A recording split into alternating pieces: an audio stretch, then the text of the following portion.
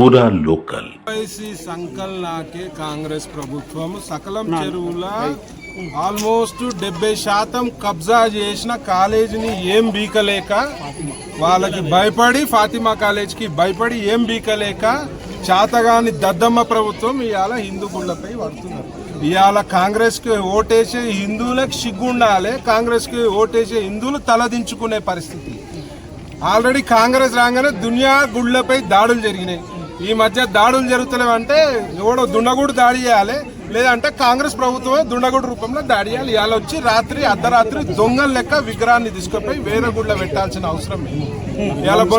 ఇవాళ 60 నుంచి 70 ఏళ్ళ పాత గుడి వేల ఎకరాలు 100 ఎకరాలు కబ్జాకు గురి పడుతున్న ప్రభుత్వ స్థలాల్లో శాతగాక 100 గజాలు కూడా లేని అమ్మవారి గుడిని అలా కబ్జా చేసిరని చెప్పి అలా గుడి స్లాబులు కూలగొట్టి అమ్మవారి విగ్రహాన్ని తరలించారు. ఒక శాస్త్రం ప్రకారం తరలించాలి. అసలు వాస్తవంగా అసలు తరలించే రైట్ అనేదే లేదు.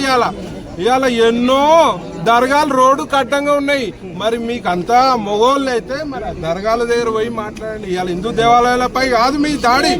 దర్గాలు ఎన్ని ఉన్నాయి, అక్రమ కట్టడాలు ఎన్ని ఉన్నాయి, పెద్ద అక్రమ కట్టడాలు ఇవాళ FTL పరిధిలో కడుతున్నారు. మరి వాళ్ళతోటి రాజీ గుర్చుకొని మా హిందువులపై దాడి, హిందూ దేవతలపై దాడి, హిందూ గుళ్ళని ధ్వంసం చేయడమే ఇలా లక్ష్యంగా పెట్టుకున్నారు. డెఫినెట్ గా దీనిపై హిందూ సంఘాలు కానీ హిందూ ప్రజలు హిందూ సోదరులు అందరు గమనిస్తున్నారు. ఇట్లాంటి చర్యలు ఇంకా చేస్తే మాత్రం ఆల్రెడీ BRS ప్రభుత్వానికి హిందువులు బుద్ధి చెప్పారు.